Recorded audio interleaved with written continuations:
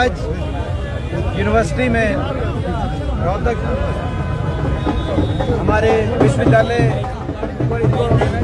बंद करियो भाई इसको, बंद कर दो। हाँ जी, आज हमारे रोहतक यूनिवर्सिटी के कई छात्र संगठनों ने एकत्रित होकर एक कार्यक्रम रखा था, जिसमें वाल्मीकि छात्र महासभा, एकलव्य छात्र संघ, अंबेडकर छात्र मोर्चा, CYSS और NSUI के हमारे छात्र सबने मिलके एक यहाँ पे कार्यक्रम रखना चाहता, लेकिन यूनिवर्सिटी ने यूनिवर्सिटी के परमिशन नहीं दी, सरकार ने उसकी परमिशन नहीं दी। ऐन वक्त पे परमिशन देकर भी ऐन वक्त पे प्रोग्राम की परमिशन हमारी कैंसिल कर दी। ये मैं समझता हूँ कि ये अलोकतांत्रिक रवैया है। ये कोई वाल्मीकि छात्र महासभा या अंबेडकर छात्र मोर्चा या एकलव्य छात्र संघ या CYSS या NSUI के केवल अधिकारों को छीनने की कोशिश या एक जो है हमारे अधिकारों को छीनने की कोशिश ही नहीं है। ये जो मेरा प्रोग्राम कैंसिल करने का काम किया है, ये मैं समझता हूँ कि ये रोहतक के हर नागरिक का अधिकार यहाँ पे छीना गया है। लोकतंत्र में जो है मैं समझता हूँ इस तरह की कार्रवाई उचित नहीं है। चुनाव अभी का जो बिल्कुल बच चुका है, हर व्यक्ति अपना कार्यक्रम करे, हर जो है पार्टी अपना कार्यक्रम करे और हर छात्र संगठन भी अपने कार्यक्रम करे। उनकी स्वतंत्रता होनी चाहिए, ये देश का संविधान कहता है। लेकिन ये संविधान को कुचलने की और बदलने की बात करने वाली ये सरकार है। हर वर्ग के अधिकारों को छीनने वाली ये सरकार है, लोकतंत्र का गला दबाने वाली ये सरकार है। ये आज दोबारा से इससे प्रदर्शित हो गया है। लेकिन इससे इन्होंने हमारा कार्यक्रम जरूर जो है रद्द कर दिया हो, कार्यक्रम की हमें चाहे इजाज़त नहीं दी हो, लेकिन हमारे हौसलों को ये पास नहीं कर सकते। हम ये लड़ाई लड़ेंगे इस सरकार से, लोकतांत्रिक सरकार से, और इनसे लड़ाई लड़ेंगे और हम जीतेंगे। तो पॉलिटिकल प्रोग्राम तो होते रहते हैं पहले भी, लेकिन आपके साथ ऐसा क्यों करते हैं? ये यही बताएंगे यूनिवर्सिटी के सारे अपना जो है सरकार बताए। सरकार परमिशन दी गई थी,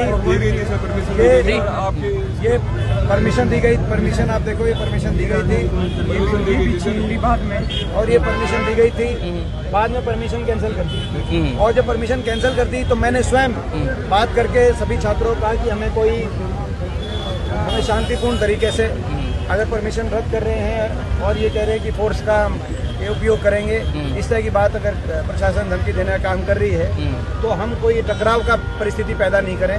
हम लोग शांति प्रिय लोग हैं। कैंसिल करने के पीछे क्या मनसा है? क्या मनसा है? क्योंकि कैंसिल क्यों किया? पहले थी और उसके बाद करना क्या मतलब प्रोग्राम? ये मैं समझता हूँ कि आप मंशा आपको भी पता है, हमें भी पता है।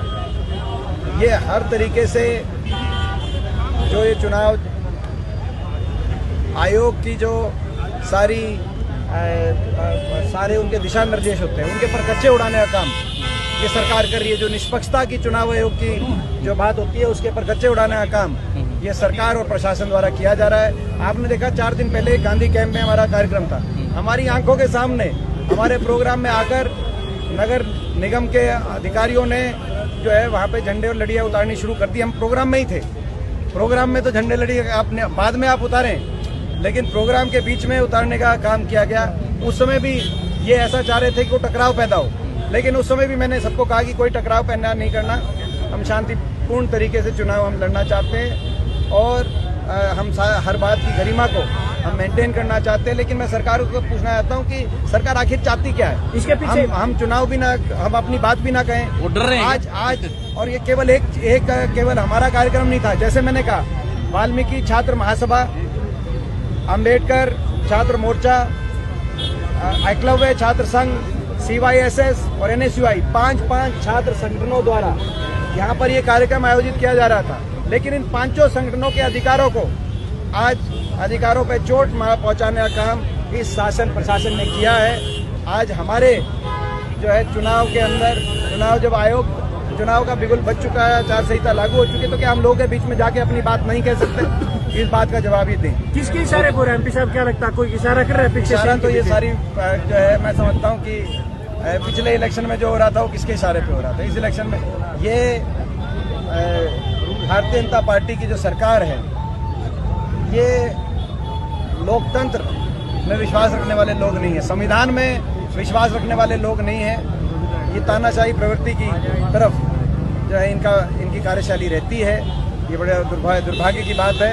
मैं कहता हूँ कि हम तो ये कहते, आपने देखा होगा, मेरा तो ये भी बयान आया जब हरियाणा के कई किसी कोने में कहीं रंजीत चौटाला, कहीं दुष्यंत चौटाला का, कहीं अजय सिंह चौटाला का जब विरोध और कई भाजपा के अन्य प्रत्याशियों का विरोध आया, जब हमारे रोहतक लोकसभा क्षेत्र में, कोसी क्षेत्र में हमारे यहाँ के भाजपा उम्मीदवार का विरोध की बातें आई, तो मैं तुरंत लगातार अपील मैंने करी सभी लोगों से कि सभी को अपनी बात रखने का स्वतंत्रता है, सभी अपनी बात रखें। लोगों में जो गुस्सा है, जो लोगों में नाराजगी है, वोट की चोट से उस गुस्से और नाराजगी को इजहार करें लोग जिस दिन मतदान हो। लेकिन हर व्यक्ति अपनी बात रखे, हर दल अपनी बात रखे, पार्टी अपनी बात रखे। यही बाबा साहब ने हमें संविधान दिया है कि स्वतंत्रता हर व्यक्ति को अपनी बात रखने की स्वतंत्रता होनी चाहिए। चुनाव में हर विचारधारा को प्रकट किया जाए लोगों के बीच में, और उसके बाद जनता जनार्दन फैसला करती है। लेकिन ये कोई तरीका ठीक नहीं है कि जो है ये मैं प्रशासन को और सरकार को चेतावनी देना चाहता हूँ। ये सरकारें बदलती रहती है।